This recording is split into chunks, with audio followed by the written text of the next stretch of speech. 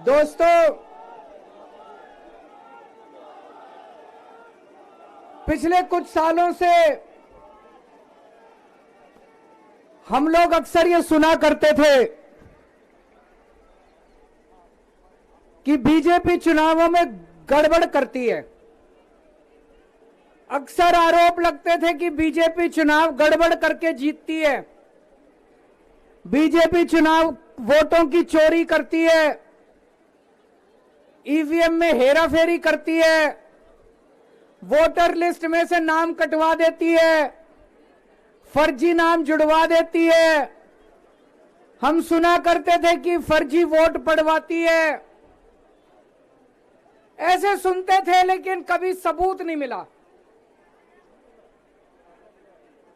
गीता में एक श्लोक लिखा है, यदा यदा ही धर्मस्य ग्लानिर्भवति भारत। जब जब इस पृथ्वी के ऊपर बहुत ज्यादा पाप हो जाता है तो फिर ऊपर वाले को पृथ्वी के ऊपर आना पड़ता है। तो ऊपर वाले को पृथ्वी पे आना पड़ता है का मतलब यह नहीं कि भगवान को आना पड़ता है। भगवान अपने तरीके से ऊपर आसमान में बैठ के झाड़ू चलाता है। ये जो चंडीगढ़ का चुनाव है, ये दिखाता है कि इनका पाप का घड़ा कैसे भर गया था। जब पाप का घड़ा भर जाता है बहुत ज्यादा, तो फिर प्रकृति अपनी झाड़ू चलाती है, भगवान अपनी झाड़ू चलाता है, चीजों को ठीक करता है।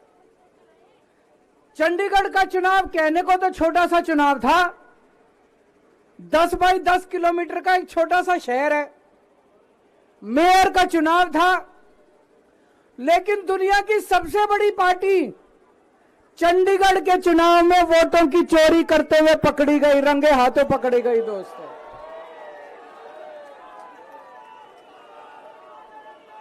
इनकी किस्मत खराब थी, इनकी किस्मत खराब थी।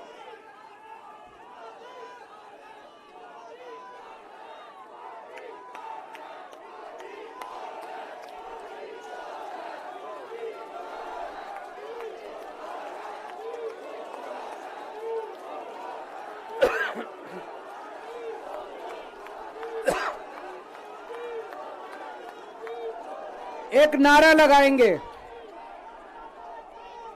गली गली में शोर है, भाजपा वोट चोर है। गली गली में शोर है, गली गली में शोर है, पूरे देश में शोर है। तो दोस्तों, चंडीगढ़ में ये पकड़े गए, रंगे हाथों वीडियो के ऊपर पकड़े गए, वीडियो के ऊपर। अभी रुक जाओ, अभी रुक जाओ, अभी रुक जाओ, अभी रुक जाओ, अभी रुक जाओ। एक बारी मेरे को बोल लेने दो, अभी रुक जाओ।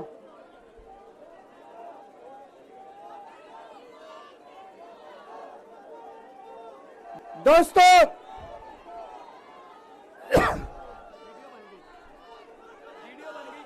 मैं थोड़ा सा जिन जिन लोगों को चंडीगढ़ वाला किस्सा नहीं पता, मैं पूरा किस्सा सुना देता हूं।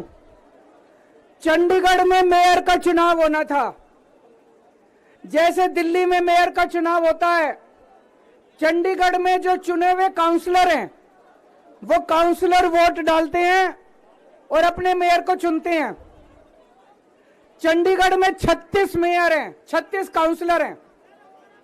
36 में से 16 काउंसलर बीजेपी के, 20 काउंसलर इंडिया गठबंधन के। तो जाहिर तौर पे इंडिया गठबंधन का मेयर डिप्टी मेयर बनना था, इसमें कोई बहुत बड़ी बात थोड़ी थी।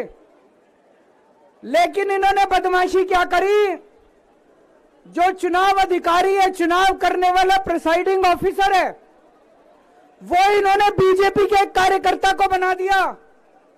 अब बीजेपी का कार्यकर्ता वहां बदमाशी नहीं करेगा तो और क्या करेगा।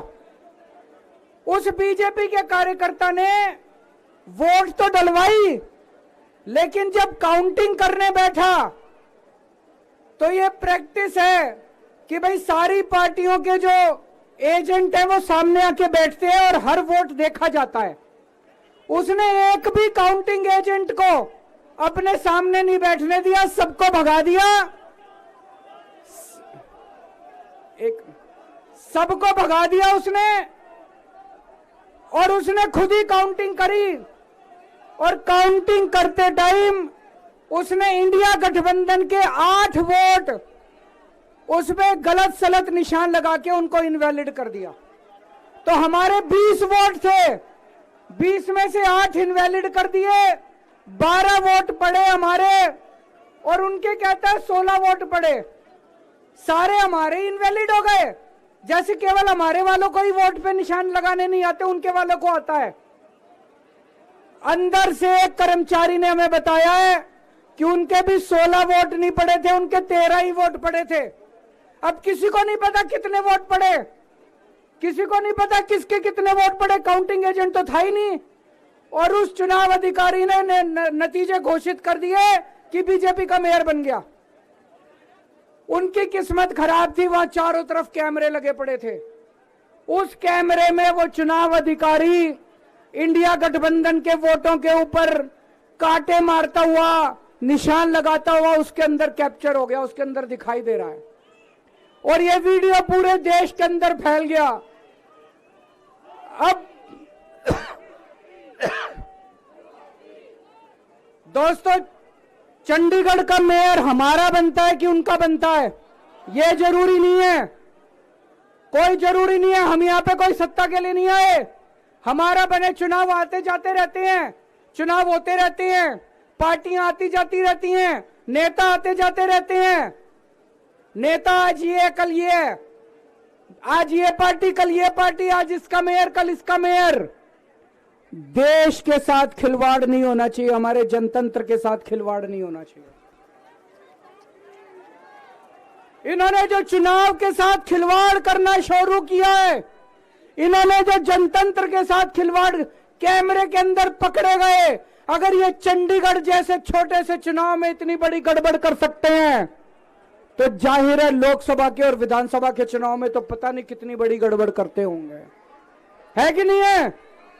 पूरे देश के सामने आ गया किस तरह से गड़बड़ करते हैं। इनके लिए देश जरूरी नहीं है, इनके लिए जनतंत्र जरूरी नहीं है, केवल और केवल सत्ता के लिए ये किसी भी हद तक जा सकते हैं।